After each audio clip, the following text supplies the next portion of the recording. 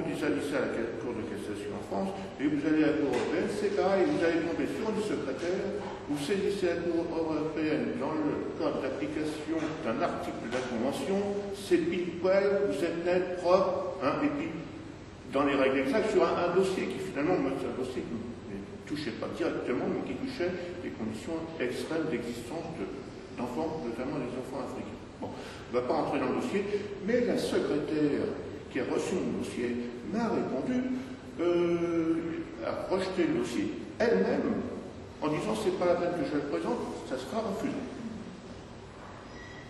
Et j'ai le papier. Donc, monsieur, il a raison, quand en fait on s'aperçoit que finalement les dés sont typés quelque part, et c'est souvent la secrétaire, parce que le dossier en question, en France, c'était quelque chose de très grave, c'était monté très haut. Mais on a dit à la secrétaire, on ne veut pas de ça, la Cour européenne, c'est que pour les dossiers qui valorisent l'Europe. Quand un dossier ne valorise pas l'Europe, qui est médiatisé, on n'en veut pas. Et il est bloqué au secrétariat. Voilà. Non, mais je suis d'accord. Je suis obligé de reconnaître, parce qu'on est tous lucides. Hein. Là, je pense que ce qui est important, c'est qu'il y ait toujours un recours. Il y a toujours un recours en France. Si vous n'êtes pas d'accord, vous pouvez toujours aller voir votre maire. Si votre maire ne fait rien, vous pouvez aller voir votre député. Si votre député ne fait rien, vous pouvez... Bon, vous devez réussir à pouvoir vous faire entendre. Justement, il y a forcément, mais je suis d'accord, il y a des cas où vous ne pouvez pas vous faire entendre ici. J'ai un gentil dossier traité avec beaucoup d'humour sur des choses dramatiques d'ailleurs, où vous allez voir, je suis passé partout, et partout, j'ai appelé ce dossier les marchés lucratifs des dossiers sociaux.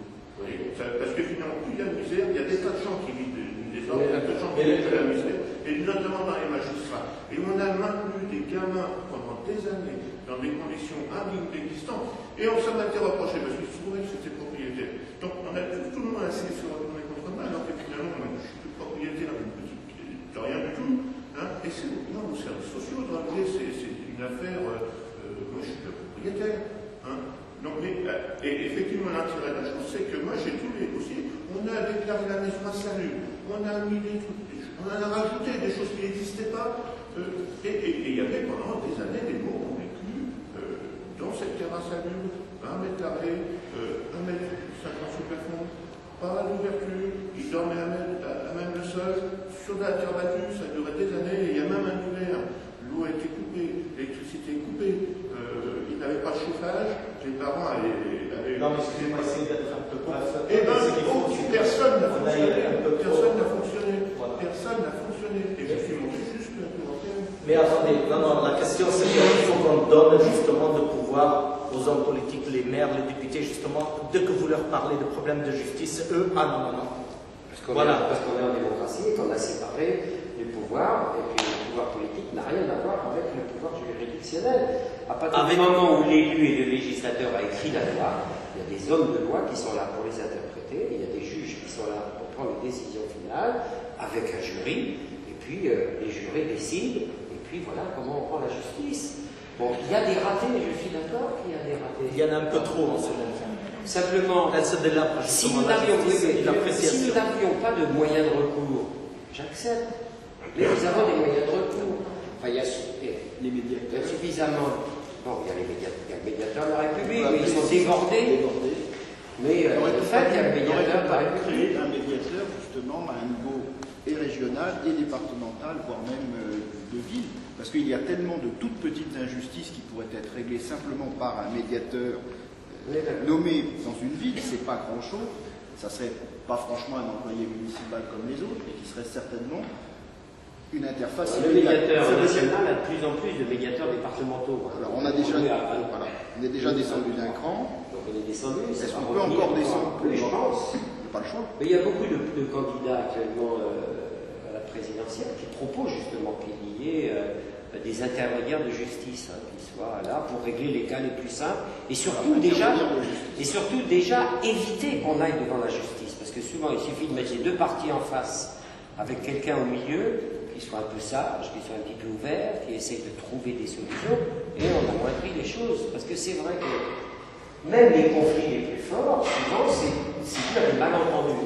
Il y a un malentendu de départ, et ça s'envenime, et puis on s'en veut, puis des fois on s'en veut des générations et des générations. Les enfants, ils en voudront peut-être aux autres, et des arrière-petits-enfants, et ça restera comme ça Donc moi je suis d'accord, si on pouvait le régler dès le départ, ce serait bien. Vous avez bien remarqué aussi qu'il y a une création des écrivains publics et d'un diplôme d'écrivain public, etc., etc. Et ceci, ça participe toujours du discours entre les gens d'une même vie. Dès qu'il s'agit de la justice, elles ont du mal. Pourquoi? Elles leur donne pas les moyens, on ne les laisse pas. Et pourquoi? On les empêche. Une nouvelle qui fera beaucoup d'adhérents. L'histoire de la vente de la chambre, c'est de 1000 personnes qui viendront parce que si c'est ça, moi je me lève, je vous fais visiter le Sénat, on voit un cours tout amitié. Mais c'est le cas, on arrête pas. Justement. On n'a qu'à aussi toucher aussi les... Rachel, attends, s'il te plaît. Non. Après, je te donne la parole après. On parlera. Justement. Eh bien, parlez comme vous voulez. Moi, la question, c'est que, par exemple, j'ai des exemples, j'ai vu des cas, des avocats qui commettent des fautes professionnelles. Logiquement, la faute professionnelle, quand un garagiste ou un plombier il fait une faute professionnelle. Il y a le bâtonnier de l'ordre.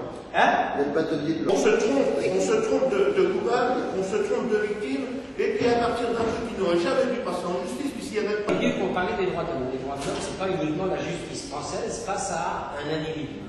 Les droits de l'homme, c'est beaucoup plus large que ça. Ce qui est intéressant aujourd'hui, c'est de s'appuyer sur des événements récents pour essayer de déterminer ce que devraient être les droits de l'homme et comment on pourrait les appliquer de façon plus juste pour tout le monde. Or, on s'aperçoit que, bien qu'étant la terre de la liberté, reconnue de façon universelle, il se passe des événements qui sont des événements difficiles à supporter pour des gens qui respectent les opinions des uns et des autres.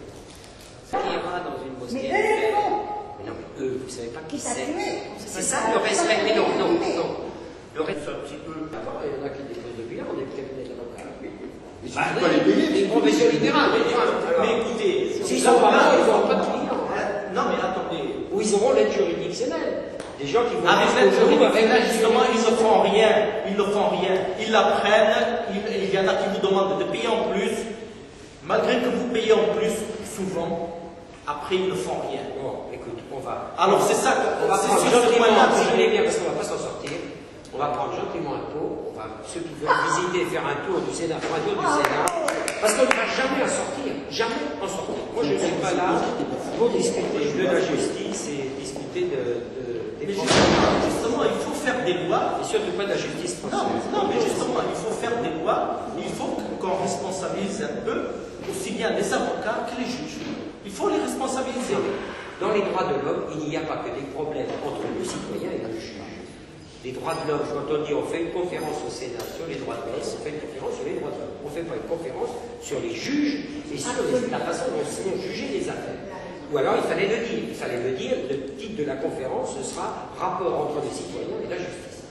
D'accord? Si ça avait été ça le thème de la conférence, on discuterait de ça. Le thème de la conférence que M. Mzali devait tenir ici, c'était sur les droits de l'homme. Les droits de l'homme, ce n'est pas uniquement les rapports du citoyen et de la justice. Surtout en ce moment, j'estime que si on veut élever un petit peu le débat, le vrai problème actuel des droits de l'homme, ce n'est pas les problèmes de la justice en France.